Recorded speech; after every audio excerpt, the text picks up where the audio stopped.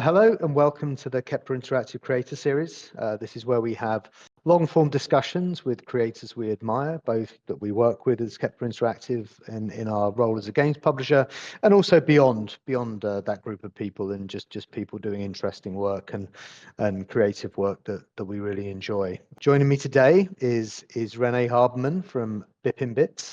A most excellent studio, as is evidenced by the fact that they're part of our portfolio, and we're very excited about that too.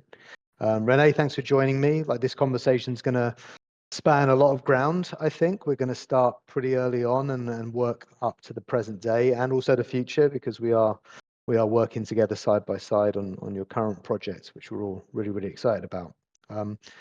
So start at the beginning, I think. Obviously, you played games for most of your life, I'm imagining, and I think it's always interesting to know kind of where a creator's coming from, like the works that they kind of look to when they were forming their tastes and starting to explore their creative life, and games would be the obvious place to start there, right? So, do you remember what you played when you were younger, and kind of the games that stood out to you as someone who was kind of working their way towards game development? Yeah, absolutely. So I vividly remember basically the day we got a Nintendo Entertainment System. I guess that was something like 95 for me. So a few years after it released. My father was always kind of tech savvy, so he took care getting one of these, and later a PC also that came magically pre-installed with a lot of games. Oh, really? Yeah. Nice. Yeah, back then you basically sold the PC and left all the games on it, I think, and then the next person could also play them. Mm-hmm. Yeah, so I got into games relatively early and was immediately kind of a huge fan and fascinated by that. Like probably a lot of kids back then. Yeah. Did you have a preference between? Because for me, like I grew up with PCs, Commodore, Amiga, and those kinds of machines. Not so much consoles. They're quite different kinds of games across those two platforms, particularly back then. Consoles did something that PC games didn't, and vice versa. That's my feeling about it. Did you have the same? I mean, you had access to a wide range of experiences back then. Yeah, I definitely played more on PC, and I'm much more of a PC player. But in reality, I kind of played everything I could get my hands on. And when I was older, my brother, I have an older brother, and he did some like work in when there's time off from school. Yeah. And he bought a PlayStation from the money he earned, and I had also access, if he would let me, to a PlayStation. So, I basically played everything I could get my hands on, and it was kind of an interesting situation for me. I didn't have super specific genre limitations. Yeah. I wasn't allowed to get like kind of wish for games on for Christmas or for my birthday, because my mother was like a little bit anti-gaming, and she was inclined for us to play more with other people and things. This can sound a little bit cruel in a way, but I think it played a big part in what formed me also as a game maker eventually, because this way I tried to I had to look after where I got my games from, and I played a lot of like every demo that I could get my hands on. Like there were these PlayStation demo discs. I played them all. And also like these cheap game collections, like gold games, where you had like 20, 30 off-brand, just no art on the disc, just the name, like Diablo, a white CD, and you got these. Yeah, that's interesting. So you were actually playing like small chunks of bigger games a lot, not necessarily the complete game, but something you could access on a demo disc or something like that. So just getting little tastes of different ideas, different genres, and that kind of gave you a more eclectic idea about what games could be. Yeah, I definitely also played games for longer, which was also an interesting experience. For example, with the pre-installed games on the PC, I booted up Command and Conquer, and I had never seen such a game. No one I knew had seen such a game. And I had to figure out what is this, how does it work, or Mad TV. Like these were some like games I loved as a kid, or Transport Tycoon. And it's an interesting journey that stuck with me for until today. That in the games I make, I don't really add a lot of explicit tutorials, and I enjoy the process of figuring a game out. And probably because I grew up like that a little bit. Yeah, interesting. That is interesting. So I mean, you're in a position then where you're playing a lot, right? And I think every game designer that I've ever talked to, you reach a point where you realize that you don't just have to just do this as like a pastime. You can actually turn it into a career. You've always been a kind of an independent creator, as far as I can tell. What point did you start actually thinking, I want to do this? This could be my life, not just something I do in my spare time? Oh, that was I don't know, maybe when I was 30 or something like that. Oh, really? So Okay. yeah, as a kid, I had no concept of what you would need to do to make a game, and I knew no one who would even program and create something like that. But later, when I was 14, we have a thing like it's a rite of passage into adulthood where you get this is an event, and then you get some money from all your relatives. And I got like €400 and bought a cheap PC on eBay. And that kind of unlocked this a little bit for me, because before that I was limited. I was only allowed to play for an hour each day. So I would lead a balanced life. Of course, I tried to circumvent this barrier as much as I still remember, like one night, I actually in a school week, I put my oh damn it, what's the name that for the thing that wakes you up? My alarm. Alarm clock. Yeah. My alarm to middle in the night, so I could get up in the night while Oh, my really? parents were asleep and play a little bit more. And I was like really adrenaline filled because it was it was not a So at what point did you actually have just free access to play all the games you wanted? It does sound like your parents were quite careful around how much access you had to games up to a certain point, but I suppose there comes a point in life where you're kind of you're not subject to that anymore, and you can just indulge yourself a bit more. Was that kind of why you maybe started a little bit later, you think, in terms of becoming a developer? So that was really when I was 14 and got my own PC. Suddenly, this barrier of 1 hour limit vanished, and then I didn't need to be super precious about the time I spent with games, and I could venture a little bit into other things. And I discovered a thing called Blitz Basic, with which you could make games, and it was really hard for me to learn. I remember I did the same tutorials like 20 times because I had no concept of programming yet. And then I started making some games, but still, like making this as a professional career was totally off. Like I had no imagination of that, and there was also no industry anywhere close to where I was living. And back then there was also no education, like universities teaching game design or something like that. That didn't exist yet. I think it started to come up, but it was expensive. You needed to pay for that education, and I didn't know if it was trustworthy. So I stayed in school, always made games on the side, and it always seemed it was strange. Like it seemed to me like to make a game, to get into this career, you already have to know how to make games. And I barely knew.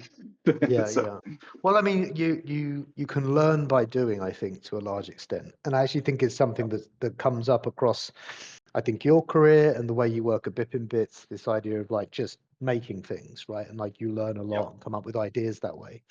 I think that the point I'd like to know a bit more about is your first game published to Steam of Mice and Moggies, right? Bippinbits' first full release. What was the decision-making process? Like you're talking there, right? Like you were unsure about how to become a game developer. There was no education. You were making games on the side. What's the change in mindset there that gets you to pick an idea, take it to completion, release it on the Steam store? What was that process?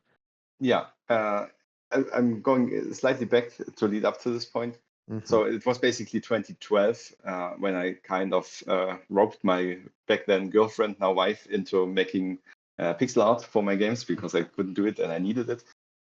So I got a little bit more serious about making games, and we were working on projects all the time. And the games were always too big. and the classic, okay, I have this big idea and I have this small skill. So that doesn't work out. And then in 2017, we learned about game jams, that this was a thing, and it sounded interesting because we were making big games, and we thought, okay, this might be a cool experience to make something in 3 days. And this really propelled us forward in learning how to prioritize, how to scope right, how to how to keep it feasible for the skill we have, but also the joy of actually finishing and releasing something, and how cool it is that someone else gets to play a basically finished game. So that was really motivating. We continued to do that, and then eventually we were again working on a big project, and I realized, okay, this was 2 years of work, and and I thought, okay, we have to make something smaller. We will just pick the best jam game we made so far, which was of Mice and Moggies, the jam prototype made in 3 days, where I knew, okay, this could be a bigger game. We already knew this would not be a commercial success in that sense, but we didn't aim for that, because it's a puzzle game, it's a Sokoban, like it's not like people rally behind this and will love it. Yeah, no, completely. And I think that's one of the things I was interested to hear you talk about, was like, what obviously you'd like some people to buy it, but that doesn't have to be the only reason to make a game, right? It can just be a learning experience in other ways. So was your idea always to get, like, not just the experience of how do you scope something correctly and get it to a finished product state, but also how do you release a game, go through that whole process, right? Was that the kind of the idea there? Yeah, absolutely. Because with the big game, like, it was immediately clear, okay, how can we finish a 2 or 3 year game in a good way if we never even released anything, really? So there were some questions for us there. Like, can we even finish a game? Can we bring it to quality and pass it along this last stretch that's really, really laborious, kind of, where you try to wrap up and not just the fun initial part? And then is what we can make actually good enough that people would spend money on that and would then not be angry about that spend afterwards? Like that these were things that we wanted to find out. And of course, how do you actually publish a game on Steam? Like, so these were basically the goals for this project. And we also set a tiny commercial goal of earning $100. So did you get there? It seems like you probably did. Yeah, we did it, and we made like $2,000 on this, so which basically 20 times what we aimed for. Yeah, indeed. So we also found a post that you made on Reddit around the time you released of Mice and Moggies, the game's first trailer, where you're out there kind of actively seeking feedback from the community. And I know you're very active on Itch, for example. You take part in game jams, and feedback is a big part of that. Was that always something you're comfortable with? And it's not that common among first-time developers, right? People making and releasing their first game, but just going to the community and saying, "What do you think? Is this something you'd buy? Is this something you'd play?" Is that something that became important to how you work? Yeah, with Moggies, I feel like it was mostly motivated as a marketing thing, like trying to share the game and see if people would catch up on it. But it quickly shifted away from that to something that I feel is really, really important that we do with every game we make, which is, so if we make a jam game, we basically, before we do a ton of work on this, we want to find out, is there actually people interested in this game? So we don't want to make a game that's great but no one plays.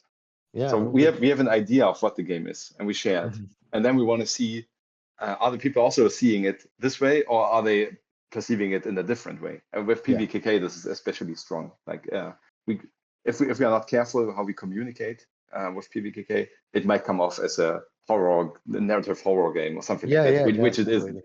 Yeah. So that's something. But also, of course, okay, what are people excited about on this idea, and where can we improve? So feedback is incredibly important. So is that how? Because I think Dome Keeper, your second release, was a game jam game, if I'm correct, in my research, right? So is that how you landed? Because obviously you're very active, right? You're doing game jams all the time. You have an Itch page where you're posting small games that you're making. So you have options, I would think, at that point in time. What was it about Dome Keeper that made it clear that this was the next project that you needed to work on? Yeah. So that was basically after the release of Mice and Moggies. We started the next big project that I'm still excited about to this day, but that's kind of stopped. And then we participated in Ludum Dare again, which we always did, and made basically the Dome Keeper Gem variant. And that was our 10th Ludum Dare. And releasing this on it, we noticed that people responded in a very different way. They were an order of magnitude more excited about this. And it was the first game where I didn't feel like we need to convince people to play this, but people would actually flock on this and want to play this just from us sharing a GIF of that. And then after people played it, they got so hyped, and Anne was very, very quickly very clear on that, hey, we should stop the big project. So Anne is my wife. Yeah. All right, so you were working on something else and you dropped it, you shifted to Dome Keeper. Yeah. We saw this different quality of, okay, this is a small game. We know how to make it. It already works. It's fun.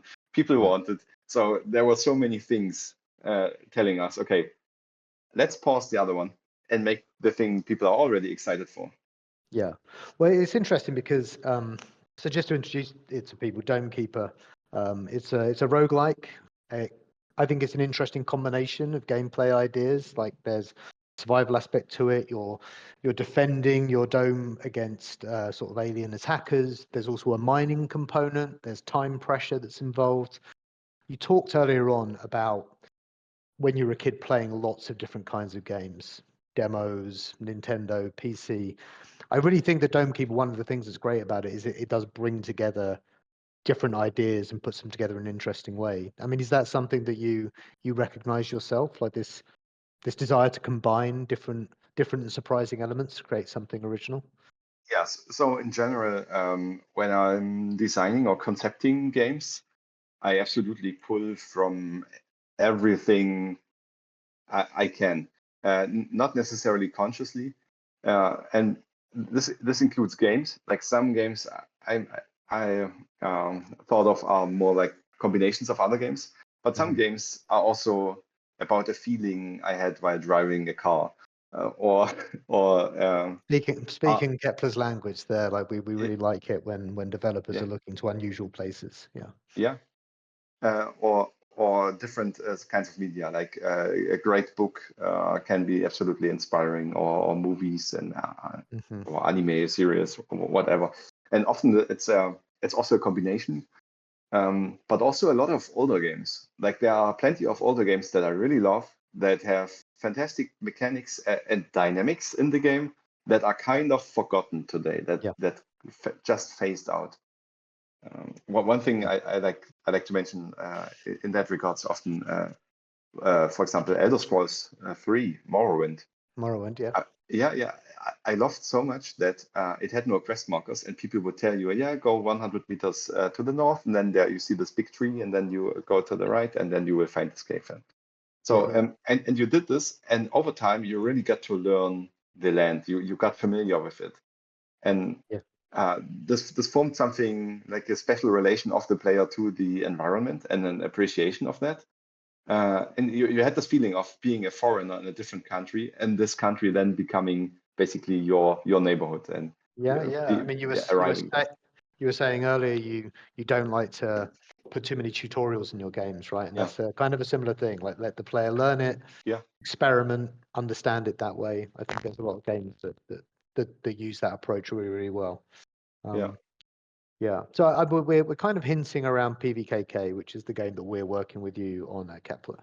But just one more thing on Dome Keeper, I think, because it was a breakout success for you. It was published by Raw Fury. It did really, really well. Obviously, after Mice and Moggies, that was an attempt to just make something, to kind of learn by doing that. Dome Keeper, I'm guessing, might have been more successful than you were expecting, though you can disagree with me on that. But I think it's a level of success that small teams don't often see. Did it kind of change your idea about what could come next for Bippinbits? Like that level of success, the kind of game you could attempt afterwards. I'm actually not big in planning into the future. I'm very my time horizon is like 3 to 6 months usually. So when I'm making Dome Keeper, I'm not thinking about the next game. I'm thinking about Dome Keeper. But yeah, so at that point when we made Dome Keeper, the jam game, we were already trying to get something started that could be a commercial project. And with Dome Keeper, it suddenly felt like, okay, this could actually be realistic, something that actually works out. And we plan to, still do it as a hobby. So I spend my weekends, evenings, my vacations on these games, which was also very straining. And also sometimes a hard time. Like one time our cats got sick and like a tendon fracture in both legs, big operation. No. The other one ate something bad and needed to be operated. And I realized, like, okay, this would have been 1 or 2 months of work that I could have spent off from work, and I was really kind of despairing at that point in time. All right. So then came this moment when publisher with Raw Fury, a publisher I liked, reached out. I shared the build. We prepared to release as a Next Fest demo, and they signed with us. And suddenly, I went from being this hobbyist, this poor hobbyist, basically. I can't say poor hobbyist. I mean, I had no budget, and I had to do it in the free time. So, but I was not living a bad life. That's all fine. And I went from basically near zero to the indie heaven of being able to make my own game with creative freedom, with a good salary, quitting my day job.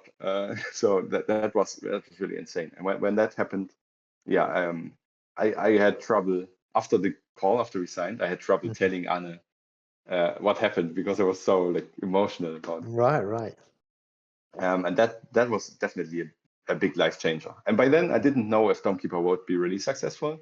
I knew that I could make games for full time. That was life changing.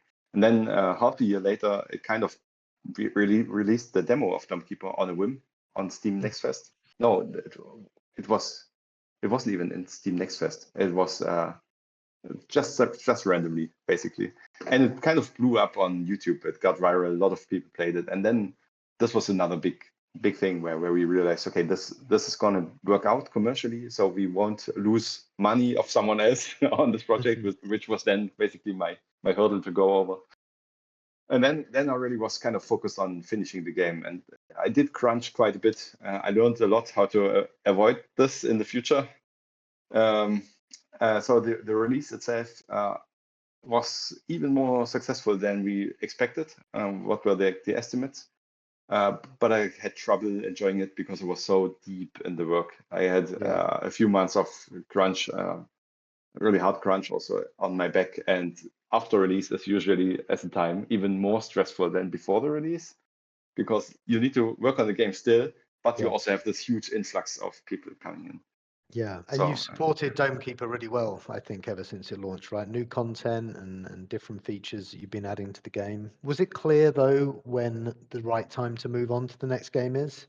The next game is PVKK. We've already teased that. And I know that there is, I believe, like a 2D version of PVKK, like a very early version of that game. I've seen the footage of it, and it's very different from what you're actually making now. It seems quite different to me, at least. Was it as clear to you that PVKK had to be the next game as it was when you landed on Dome Keeper? Like you were like, drop everything, let's do Dome Keeper because there's obviously something there. Was PVKK that clear? No, PVKK was totally different. There's a so for one, I wanted to move on from Dome Keeper for a longer time, but I always felt like what we released was way under what I wanted to release, and felt obligated to bring it on the level I wanted. And now we are close, nearly there. And PVKK, I did make a prototype. That was actually before we released Mice of Morgis. Like in the development of Mice and Morgis, Anna didn't have time for a month because she had to do something else. She couldn't make sprites, and I was kind of blocked off on progressing. And then I spent a month on a prototype that later became PVKK. And it got clear, I think that was 2023. In the team, I presented the situation like, okay, we are working on Dome Keeper, but we know Dome Keeper will come to an end. What do we want to do next? I had 10 projects I pitched basically to the team, 10 or 8, I'm not sure anymore. And we ranked what we were excited about. And we had 2 big projects that we wanted to do after Dome, and thought, okay, but after Dome, maybe do a really small project, a 1-month project in between. Yeah. And that was PVKK. So one other person in the team was excited about this, and we said, yeah, let's spend a month together, build PVKK, and make this a game. And this wasn't a jam game, so we didn't have any audience feedback at this point. It was just something we were excited about. So was it that when you spent that month with the idea, you became more and more excited about what it could be? You started to visualize it a bit more, because that 2D version, it's, Yep. I mean, so maybe this is where we introduced the game, right? So I really hate to have to try and actually say its full name, but I'll give it a go. Planetenverteidigungskanonenkommandant. Oh yeah, that was really good actually. Okay, so yeah, so that's PVKK, and from here on we will call it only PVKK if that's okay with you. But the game that we saw when you were ready to kind of start showing it to publishers and to the public as well, I think it seems to be quite different from the 2D version of the game. Oh yeah. What was that process like of like coming to the realization of what this game actually was versus what you actually started with? Yeah, it was a very kind of natural addition.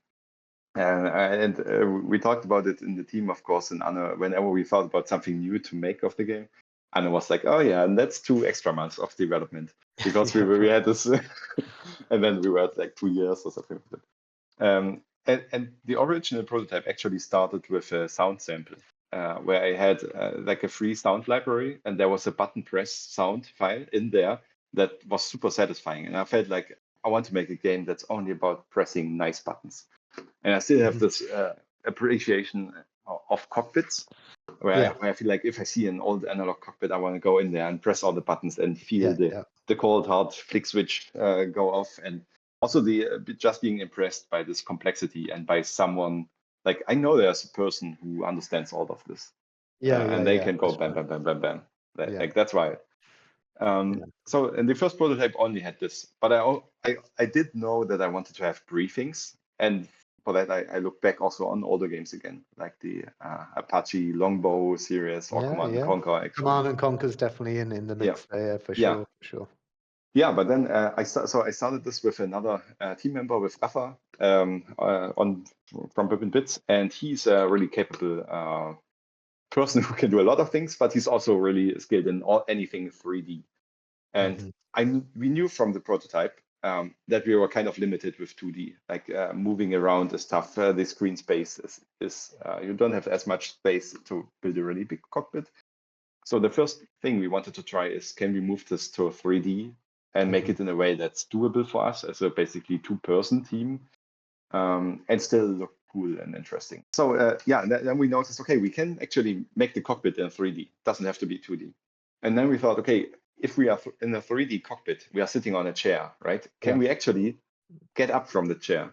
And what's then? Wouldn't it be nice if we have something like we are in a room? Something to find, yeah, exactly, and this really naturally evolved, basically from bit by bit. Yeah, so you're asking new questions about the idea, and in answering that question, it leads to another question, and then you end up with the game that you've got. And to kind of pin it down a little bit more, in PVKK, you're a person who lives within what seems to be quite an autocratic regime. You operate a very large gun, a very large cannon inside a bunker, which is full of these really, really nice tactile interfaces, analog interfaces, buttons to push and handles to turn and levers to pull. And this is how you operate the cannon. There's lots of things you have to take into consideration to kind of aim it correctly, and you have to judge the trajectory of incoming enemies and so on. And that's really satisfying. But then at the same time, there's a narrative component that's playing out. You're getting mission briefings. It's clear that the regime that you exist within is not necessarily a happy place to be. You're getting some indication of various things that might develop later on in the game. I don't know how much to say about that. But it's a very I think like Domekeeper, it's an interesting combination of different ideas and mechanics. Like you can see other games in it. I think in the visual execution, you can see more than just games in it. Personally, I think you can see cinema in some of the elements that have inspired it there.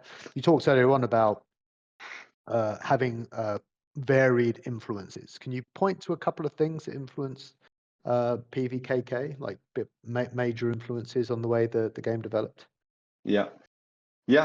Sure. So I already said like the initial prototype was just influenced by a sound file and by real life cockpits. So that's actually a real big influence on the game. And I thought also not many people would be interested in this, but some people would be really interested in this. Yeah. Like this, there's a lot of people who like pressing buttons. Yeah, it seems. Yeah, should be a new category on Steam. Maybe you can start that one. Yeah. So that was something important, but then also for Domekeeper, I originally planned a different game mode where you would have this narrative also in the game mode. Not a lot of dialogue or text, but definitely more than you have now in Domekeeper. It was always intended to be super gameplay first, but I did want to have something in there, and I never got around to actually finishing that. And I learned from the Game Jam game we did after Domekeeper, which was called Caravan. It has it's less gameplay intensive than Domekeeper, but people resonate with it strongly because they are kind of this narrative and feeling. It's an important thing, of course, as a human. Yeah, and I know. Just to interrupt there, like, because I think Caravan was the game that brought us into contact with you, because we played that game and we thought there's really something here. We were like, are you going to turn this into a full game? And then it ends up being PVKK. But I think that speaks to all of the other ideas that you've had over time, and you have this pool of things that you can draw from, right? And Caravan was one of those. And with Planetenverteidigungskanonenkommandant, I was also looking at another game, Papers, Please, where I think Papers, Please also has this relatively dry gameplay in a way, but it gives reason and meaning to this gameplay by this narrative around it. And this was something I think was super well executed and something I'm looking at. Other influences on PVKK for sure, like I'm living in East Germany, which was formerly basically part of the communist bloc. I was like 1 year old when this all went away, so it's not.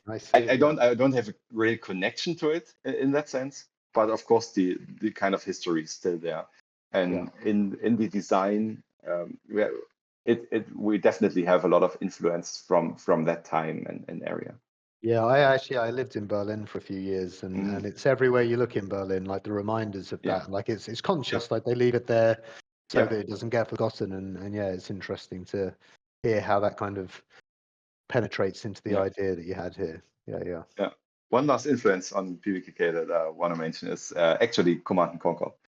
I saw it straight away because one of my favorite game series of all time. I was like, yes, this is the live action video in particular. I was like, okay, this guy's played Command & Conquer and Red Alert and all those games for sure. I was always intrigued by this, but I didn't think we could pull it off production-wise. But later we found, also again through experimentation and building small prototypes, a way to very cheaply, basically, or relatively cheaply, do recordings, but still retain the flexibility we need as a tiny team. For example, if we want to change a line, we don't have to hire a studio actress and book a studio for a day to re-record that stuff. That's not feasible for us. In Command & Conquer, as a kid, if you look at the briefings now in Command & Conquer, they are kind of trashy in an endearing way. But as a kid, this was peak cinema as a kid. Like, I mean, you can go on YouTube and find like supercuts of all of those, and like they're really something to look at now. I think you hinted at this just before, right? That what you're doing in PVKK, you said the name in full so effortlessly there. I'm not going to attempt it again, but what you're taking on a bunch of things. They're not in Of Mice and Moggies. They're not in Domekeeper. Yeah. You know, it's a 3D space. I think you've executed the visual style of it is really, really well done. There's a narrative context for the player's actions. There's different choices they can make, and that has influence on the gameplay as well. Some of these things that you've done before, some of them would seem to be kind of new challenges for you as a team. Is there any part of it that you thought, will we be able to handle this properly? Maybe we need to bring in new people. How is it like? How has it been rising to kind of the different challenges this game presents for you? Yeah. So the game itself doesn't actually feel more challenging to make than Domekeeper, but I think that's for sure related to us having made Domekeeper before we before making this. So we come in with that experience. There's a big challenge in trying to keep this whole complexity accessible and intuitive, because we don't want to give you a handbook that you need to study for 12 hours before you can do this. Yeah. But there I feel like it's something that we can do well, that we already did with Domekeeper. With PVKK, I think the biggest challenge for us is the narrative part. Having an intriguing narrative that makes sense, that's not intrusive to the on the gameplay, so you can actually enjoy the game and don't have to read too much dialogue that you're not caring about. For that, actually, we hired a super professional and good narrative designer. Olivia Wood is helping us with this. And now that she's working with us, I'm doubly realizing how much work this is, and how we could probably not have lived up to what we want to achieve with just the people we had.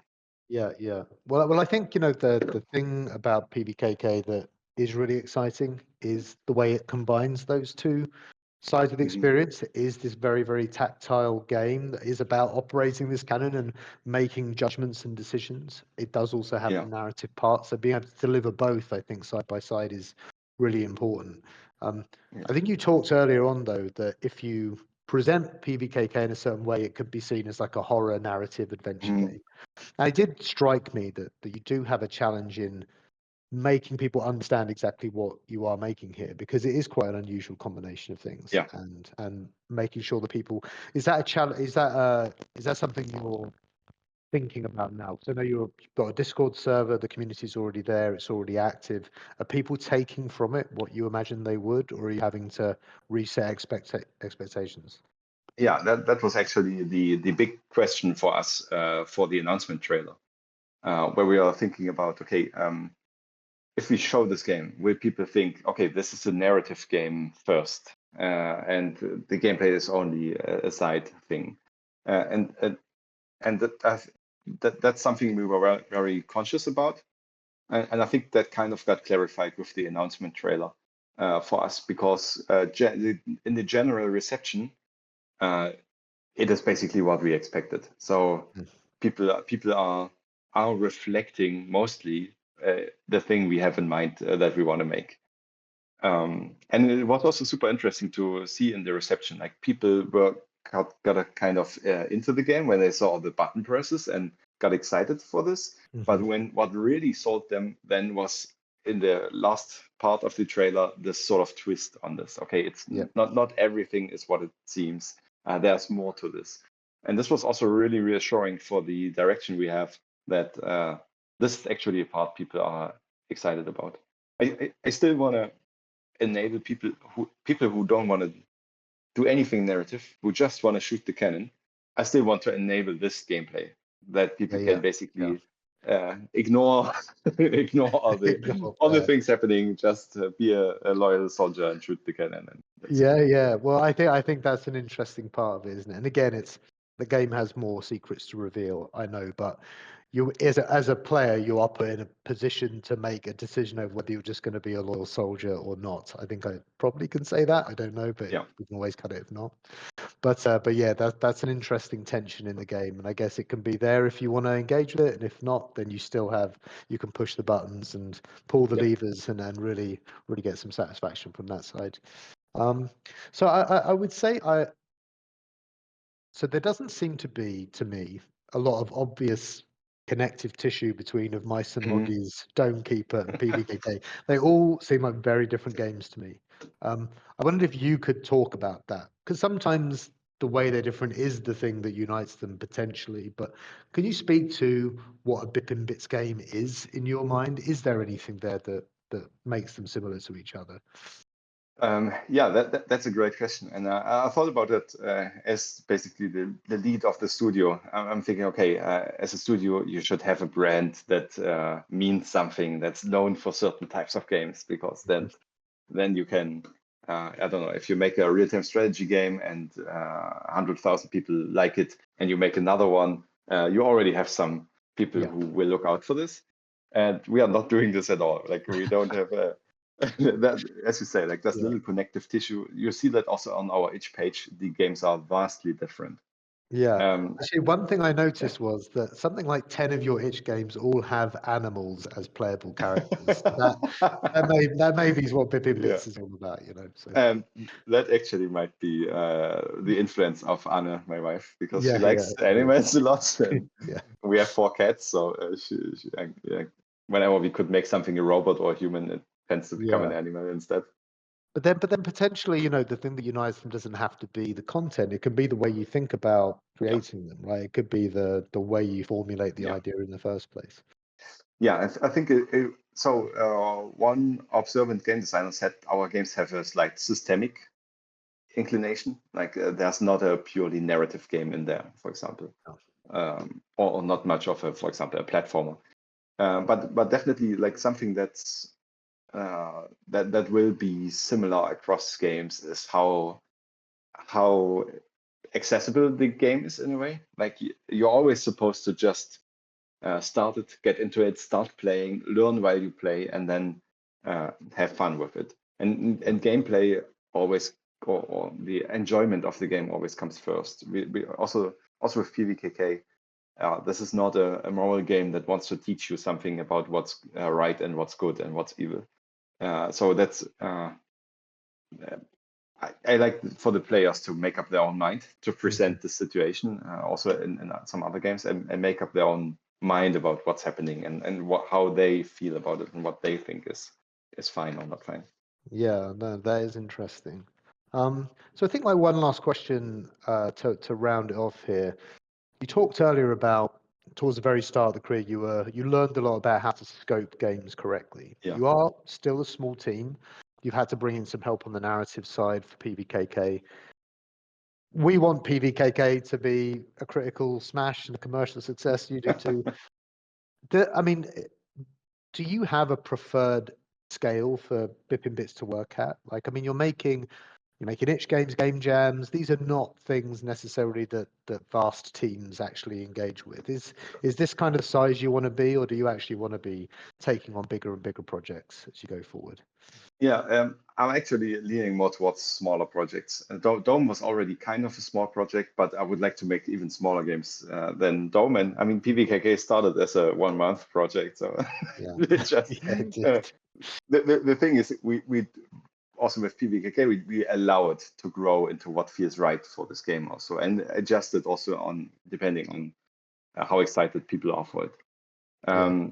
Generally, I'm not interested in very big, long productions. So ideally, I would work on a game for a year. I really like that kind of pace. And I also don't want to become a manager and manage 50 people making cool games, and I can watch from the sideline and make sure they make cool games. But I think this is also basically an expression of what I like about making games. Commercially, it would probably have made the most sense to make Dome Keeper 2 after Dome Keeper. But I was absolutely not interested in that. So what I'm interested in is way too many games, and we have way too many prototypes that we kind of want to pursue. So if we scale up a little, so I don't think we will ever be more than 10 people. I have trouble imagining that. But with freelancers, we can cover a lot of things. But I would rather make 5 small games in parallel than one really big game. Yeah. So do you think, well, you mentioned it just then, so you feel like you You maybe already have the prototype for what your next game will be between Itch or Game Jam Games. Is that already, you already have in mind what that game is going to be next? Yeah, absolutely. We have too many of those. Yeah, right. We mentioned Caravan before. That's something we will pursue. We have some more Itch games that we want to continue with that we really love a lot. And I keep coming up with small prototypes on the side outside of game jams that then sometimes make it into a little bit more of a prototype. So there's an end, like what feels like an endless inflow of game ideas we want to make. Yeah, that's not a bad position to be in. Yeah. So as a final question, some developers actually don't really play very many other games while they're making their own game, and you may not be able to answer this, but is there a great game you played recently that you can recommend to people listening, and maybe explain why it struck you as so great? Yeah. I absolutely love games, and I have too many also great games that I played recently. And I'll mention, if I'm allowed to, I'll mention a few. Yeah, go for it. So for one, as a team, we picked up Valheim and played it as a team. And I don't need to explain why Valheim is cool, and especially as a team activity, that's lovely. Then recently I played Senua's Saga 2, which has this incredible binaural audio. Oh, yeah. So that really wowed me. I had never experienced something like that, like you being whispered to by a woman that is here, and then while she whispers, moves over to the side. Yeah. Oh, that was so intense. I loved it. That's a wild experience. Is that something that you now think about in terms of what you could use in your games going forward? That kind of technique? It's too much. It's too much. It's amazing, but the effort that goes into this is incredible. And we are way smaller in scope and ambition. It's incredibly cinematic in a way, and that's not what we are equipped to do. Got it, also yeah. not what I could have maybe the patience to pull off. Because so you need to plan for these games so much, and I'm not a big planner. I live more, as I described with PVKK, step by step, and that does the job. Then another game that I absolutely love, that's a little bit underappreciated, but appreciated much by people who played it, is Road Warden. It's an incredible narrative game. Just exceptional. Really cool world, amazing fantasy. It's a little bit like a book that you can play. So you do need, you have to want to read to enjoy this. But if you like books, it's amazing. And the last one I want to mention is Children of the Sun. Oh, yes. I knew nothing about this game. I just picked it up and played it and was immediately wowed. Like the style is amazing. It's so unapologetic in a way that it doesn't try to be pleasant to you. It's just super expressive and has what feels like a strong vision and core that it wants to deliver. And I really appreciate that in the age of games that are super smooth for a mass audience, like maybe Assassin's Creed or something like that, that also have great words, but that are devoid of all friction. I really appreciate the Children of the Sun.